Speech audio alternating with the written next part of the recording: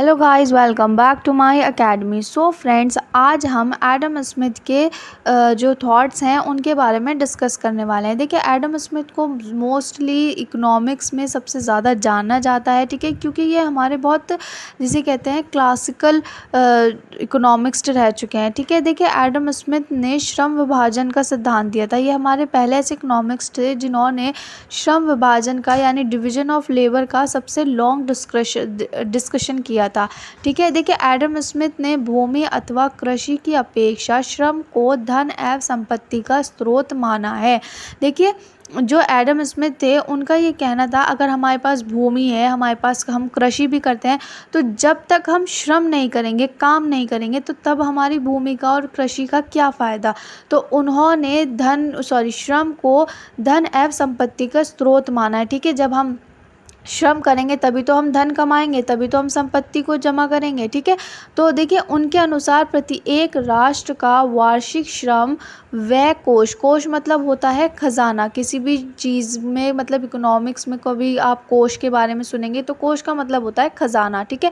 जो उस राष्ट्र को मौलिक रूप से वह सभी आवश्यकताएं व सुविधाएं प्रदान कराता है जिनका राष्ट्र में उपयोग किया जाता है, और जिनमें सदैव या तो उस श्रम का तत्कालीन उत्पादन शामिल होता है अथवा दूसरे राष्ट्र में उस उत्पादन के से किया गया श्रम शामिल होता है। देखिए, इसका मतलब ये होता है कि एक राष्ट्र का जो खजाना होता है वो ये होता है कि जो लोगों की आवश्यकताएं हैं उनको, उनकी आवश्यकताओं को पूरा करना और अपने राष्ट्र को सुविधाएं प्रदान कराना, ठीक है। जिनका राष्ट्र में उपभोग किया जाता है, यानी कि जो लोग जिन चीज़ों का उपभोग करते हैं उनकी आवश्यकताओं को पूरा करना और उनकी सुविधाएं प्रदान कराना, ठीक है। और देखिए, इसमें क्या होता है, जिनमें सदैव या तो उस श्रम का तत्कालीन उत्पादन शामिल होता है या फिर दूसरे राष्ट्र से इस उत्पादन में से किया गया श्रम शामिल होता है, ठीक है। अगर हम यहाँ पर उन चीज़ों का उत्पादन करते हैं तो भी इसमें श्रम शामिल होता है, ठीक है। और अगर हम किसी दूसरे राष्ट्र से उन चीज़ों को मंगाते हैं तो भी उसमें कहीं ना कहीं सबका श्रम शामिल होता है, ठीक है। अब देखिए, श्रम विभाजन का अर्थ। देखिए, श्रम विभाजन का विचार एवं और स्पष्ट एवं विस्तृत रूप से प्रस्तुत करने का श्रेय एडम स्मिथ को जाता है। ये मैंने आपको पहले भी बताया था कि एडम स्मिथ हमारे पहले ऐसे जिन्होंने श्रम विभाजन का एक लॉन्ग डिस्कशन किया है, ठीक है। ठीक है, एडम स्मिथ के अनुसार श्रम विभाजन एक विशिष्ट प्रकार के सामाजिक सहयोग का स्वाभाविक रूप है, ठीक है। ये तो आप समझ गए होंगे कि एडम स्मिथ ने क्या किया है कि जो हमारा श्रम विभाजन है वो एक सामाजिक सहयोग का स्वाभाविक रूप है, यानी कि जो हम श्रम करते हैं वो सामाजिक सहयोग के लिए करते हैं, ठीक है। जब एक एक करके सब एक साथ काम करते हैं तो ये क्या होता है, सामाजिक सहयोग होता है, ठीक है। इसके अंतर्गत प्रति एक व्यक्ति या वर्ग साथ मिलकर कार्य करते हैं। सभी वस्तु सामाजिक सहयोग द्वारा उत्पन्न की जाती है, ठीक है। सामाजिक सहयोग मतलब कि सब एक साथ मिलकर, जिसे कहते हैं प्रेम की भावना के साथ सब एक साथ कार्य करते हैं और वस्तुओं का उत्पादन करते हैं, ठीक है। तथा विनिमय द्वारा आवश्यकताओं के अनुसार प्रयुक्त की जाती है, ठीक है। अब जाहिर सी बात है, विनिमय तो आप सभी जानते हैं कि चीज़ों को एक्सचेंज करना, ठीक है। उसके द्वारा जो जिसकी आवश्यकताएं होती हैं उसके द्वारा उसे प्रयुक्त किया जाता है, कराई जाती हैं, ठीक है।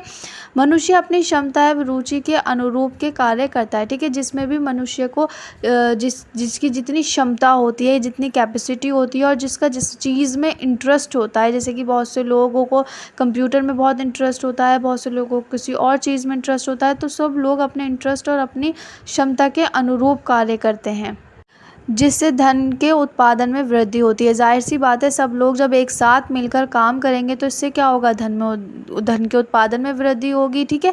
और लोग एक दूसरे के संपर्क व सहयोग द्वारा देश के आर्थिक विकास को गति मिलती है, ठीक है। जाहिर सी बात है, जब लोग एक दूसरे के संपर्क में आएंगे तो इससे क्या होगा, हमारे आर्थिक विकास में वृद्धि होगी, ठीक है। अब देखिए, जो एडम स्मिथ है उन्होंने श्रम विभाजन के बहुत सारे लाभ बताए हैं, ठीक है। उनमें से कुछ पॉइंट्स मैंने नोट किए हैं जो बहुत ईजी हैं, जिसे आप बहुत अच्छी से समझ सकते हैं, ठीक है।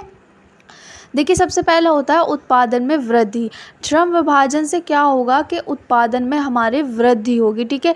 जैसे कि मान लीजिए आपकी कपड़े की दुकान है या फिर मान लीजिए आपकी कपड़े की फैक्ट्री है, ठीक है। तो आप क्या करेंगे, एक बंदा कपड़ा बनाएगा, दूसरा बंदा कपड़ा सिएगा, तीसरा बंदा उसकी फिनिशिंग करेगा, ठीक है, चौथा बंदा उसकी पैकिंग करेगा। तो ये क्या हुआ, श्रम का विभाजन हो गया, ठीक है। अब एक ही बंदा अगर कपड़ा काटेगा भी, कपड़ा सिएगा भी, कपड़ा पैकिंग भी करेगा, तो इससे क्या होगा कि एक ही बंदे पे सारा बर्डन पड़ जाएगा और इससे क्या होगा, उत्पादन में देर हो जाएगी, वृद्धि नहीं होगी, ठीक है। तो श्रम विभाजन से क्या होगा, उत्पादन में वृद्धि होगी। जो जो कार्य कर रहा है उसको अगर हम बांट देंगे तो उससे ज़्यादा उत्पादन होगा, ठीक है। अब देखिए दूसरी चीज़ होती है कार्य कुशलता में वृद्धि। इसका मतलब ये है कि जब आप किसी एक कार्य को करते जाते हैं तो आप क्या कर उसमें क्या हो जाते हैं, कुशल हो जाते हैं, ठीक है। आप बहुत अच्छे हो जाते हैं। जैसे कि मान लीजिए अगर आप कोई कपड़ा सीते हैं तो आप क्या करते हैं, जब आप सिलते जाते हैं तो आपका हाथ में ना एक सफाई आ जाती है, ठीक है ना। तो आप एक टाइम के बाद ना आप उस कार्य में कुशल हो जाते हैं, तो आपकी कार्य कुशलता में वृद्धि हो जाती है, ठीक है।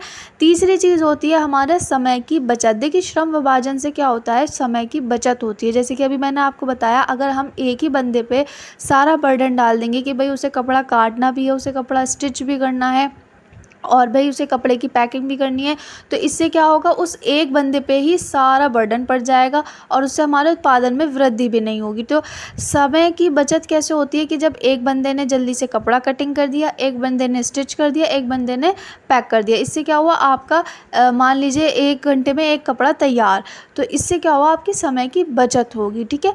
अब देखिए 4th पॉइंट होता है हमारा नए नए अनुसंधान एवं सुधार। देखिए जब हम किसी भी कार्य को करते जाते हैं तो क्या होता है, हमारे नए नए अनुसंधान, जैसे कि मान लीजिए आप कपड़ा स्टिच करते हैं, ठीक है। स्टिचिंग करते आपको क्या होता है कि आप नए नए डिज़ाइन बनाने लग जाते हैं। तो ये क्या होता है, नए नए अनुसंधान, नई नई रिसर्च करने लग जाते हैं, ठीक है।